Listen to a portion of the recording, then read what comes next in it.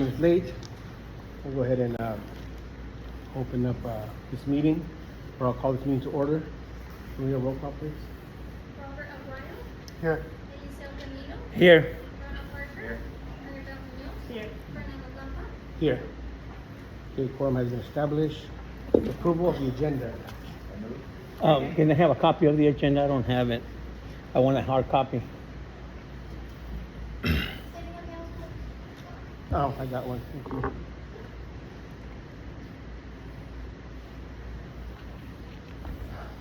you. Yeah, approval of the agenda. Board President, before we start this meeting, I do have, I want to quote two educational code and a government code. The first code is Government Code 54954.2. It says that the agenda shall provide members of the public and myself to address any item before or during the board meeting consideration.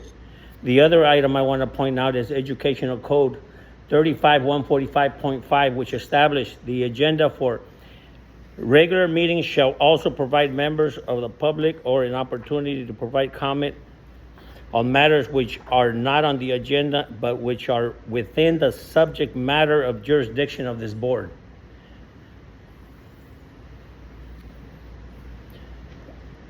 Okay. What were those sections again? Yes, Government Code 54952.2 and Educational Code 35145.5. And the reason why I say this is because we had agreed, well, it was an understanding, you yourself as a board president and our superintendent have the obligation to make a consensus as to when we have a board meeting.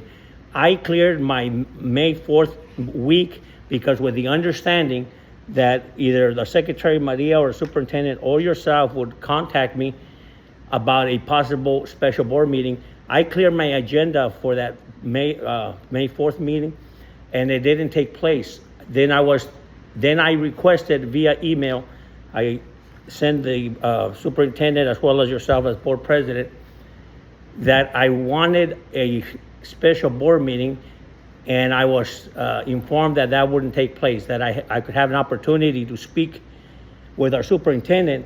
But the fact is that when we have a full board and a special meeting, and by the way, I wanted it because I want legal counsel.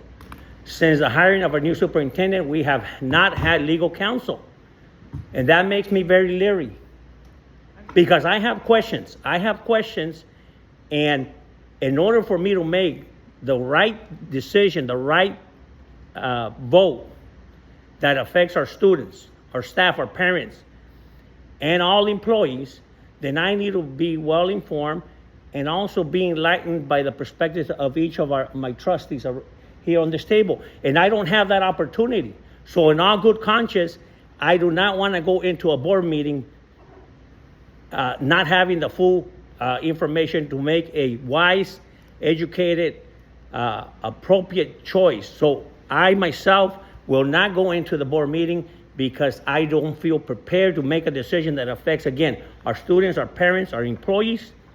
And I do also understand that if you guys go in behind closed doors and you guys have quorum, it's not the first time where I opt out because there was a doubt or a questionable possible information being shared from this board table to the restroom.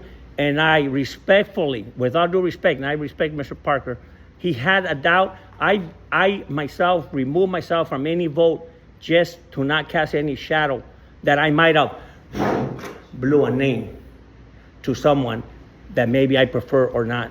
I prefer to keep the integrity of this board, and if it forces me to step from a decision that is questionable, and I understand it was 3 board members, I guess, decided to use a public sanitary here on campus, and that's just an example. I want to make sure that I myself ready to meet with this board in closed session with legal counsel so that I can have the information I need so I can make a wise decision. And this is why I quoted these two, Board President Campa, this government code 549 again, 54.2, which establishes that I want to comment, whatever I want to comment here as a parent first, because my son still attends the school district, and I have the right to express myself as a parent, but then I also want to express myself as an elected official.